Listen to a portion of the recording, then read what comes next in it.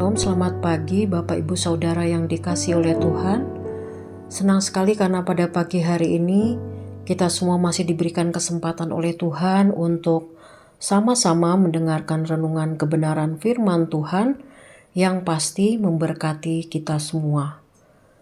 Judul renungan firman Tuhan pada pagi hari ini adalah Yang Hatinya Teguh.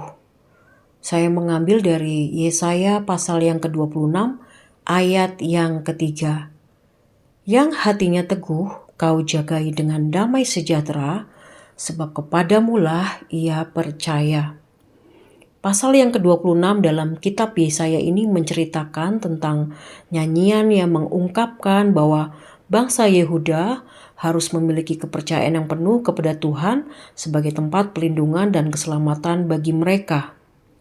Pasal ini menekankan pentingnya iman yang teguh kepada Tuhan dan keyakinan akan pengharapan dan keselamatan dari Tuhan dan keselamatan dari Tuhan. Nabi Yesaya juga menghimbau agar mereka tetap percaya pada pembelaan Tuhan atas keadaan yang sedang dialami mereka pada saat itu. Dalam konteks Alkitab, kata teguh memiliki makna yang kuat. Ia merujuk pada kekuatan, ketahanan dan keteguhan hati dalam iman, dalam pendirian atau keyakinan, baik kepada diri sendiri maupun dalam iman percaya kita kepada Tuhan.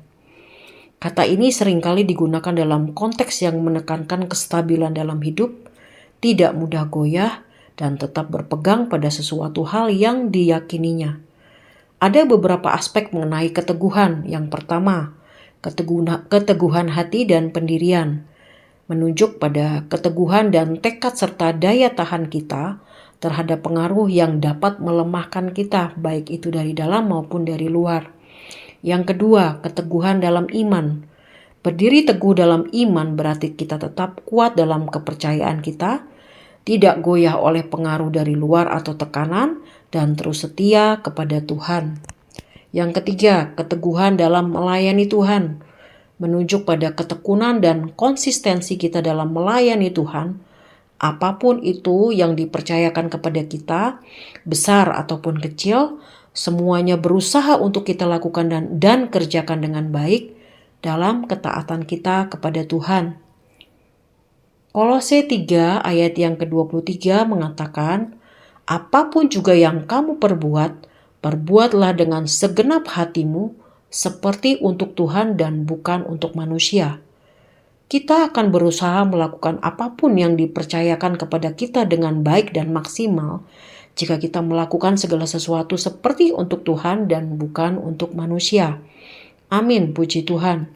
Dan yang keempat adalah keteguhan dan perjuangan. Keteguhan dalam perjuangan dan pengharapan. Ini menunjuk pada kekuatan kita untuk terus berjuang dalam situasi-situasi yang sulit, tidak mudah menyerah dan terus berharap kepada Tuhan.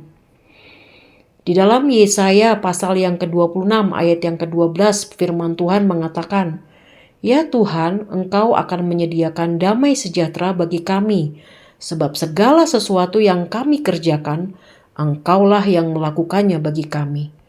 Nabi Yesaya mengingatkan pada bangsa Yehuda bahwa ketika hati mereka tetap teguh dan tidak goyah, maka yang pertama, Tuhan mengaruniakan damai sejahteranya. Yesaya 26 ayat yang ke-12a mengatakan, ya Tuhan, Engkau akan menyediakan damai sejahteranya bagi kami. Damai sejahtera adalah sebuah perasaan yang tenang karena kita dekat dengan Allah. Bahkan perasaan ini tidak dapat hilang hanya ketika kita sedang mengalami hal yang tidak baik sekalipun. Perasaan damai diberikan bagi kita melewati akal pikiran kita yang terbatas jika kita tetap berpengharapan di dalam Kristus Yesus. Amin, puji Tuhan.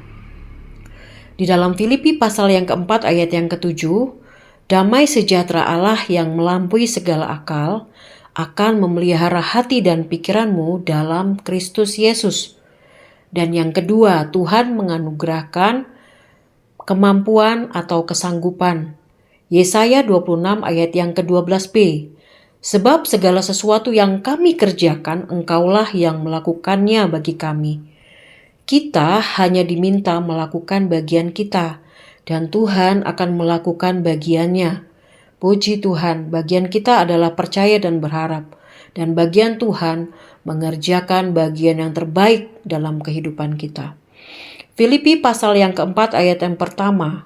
Karena itu saudara-saudara yang kukasihi dan yang kurindukan, sukacitaku dan mahkotaku, berdirilah juga dengan teguh dalam Tuhan. Hai saudara-saudaraku yang kekasih. Kesimpulan firman Tuhan pada pagi hari ini adalah, tetaplah teguh, janganlah goyah, percayalah kepada Allah dengan segenap hati kita. Amin, puji Tuhan. Bapa kami yang ada di dalam kerajaan surga, kami sungguh mengucap syukur kepadamu karena pagi hari ini Tuhan telah mengingatkan kepada kami untuk kami tetap teguh dan berpengharapan di dalam Engkau. Berkati hamba-Mu ini, berkati kami semua yang mendengarkan kebenaran firman Tuhan.